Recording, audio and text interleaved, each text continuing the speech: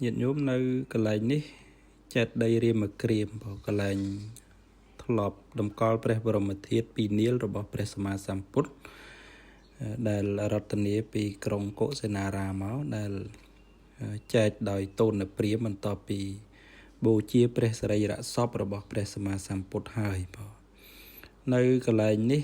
ជាទីកន្លែងខាងស្រុកពុទ្ធមេត្តាបងនៅនគរទេវតហៈបងណាដែលនគរទេវតហៈនេះក៏ទទួលបានប្រធានពីនាលផងដែរបន្ទាប់ពីព្រះអង្គបរិនិព្វានព្រះបរមធាតុពីរនាលនៅរាមគ្រាមនេះសម័យព្រះមហាកសបៈជាមួយនឹងព្រះជា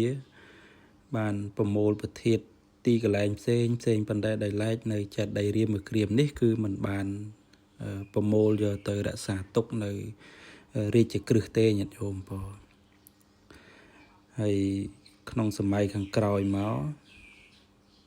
ព្រះបាទធម្មមាសោកជាមួយនឹងព្រះមោគលីពុទ្ធទេសធេរៈបានស្វែងរកប្រធានបន្ទាប់ពីព្រះរាជាកសាងបច្ចេកដី 84000 បច្ចេកដីហើយចង់បានព្រះបរមធាតុដើម្បីបញ្ចុះតម្កល់ទុកក្នុងបច្ចេកដីដើម្បីជាការគោរពបូជាក៏បានមកស្វែងរកទីកន្លែងផ្សេងហើយនឹងជាពិសេសនៅកន្លែងនេះបាននាំគ្នាមកកាប់កោះជីកកកាយដើម្បីរកប្រធានប៉ុន្តែដោយអំណាចរិទ្ធរបស់ពពួកនាគដែលថែរក្សាប្រធាននៅទីកន្លែងនេះធ្វើឲ្យការជីកកោះបាក់មុខជាប់មុខប្រដាប់កោះនឹងមូអស់ទៅកោះមិនបានទេដោយអំណាចរិទ្ធរបស់នាគឲ្យបានក្រោយមកចេតិយរាមគ្រាមនេះត្រូវទឹកចំនួនបាក់ទៅព្រះបរមធាតុហ្នឹងក៏រសាត់តាមទឹកពួកនាគហ្នឹងក៏នាំយកប្រធានរបស់ព្រះអង្គហ្នឹងទៅបូជានៅឋានរបស់ខ្លួនហើយបានក្រោយមកក៏ត្រូវ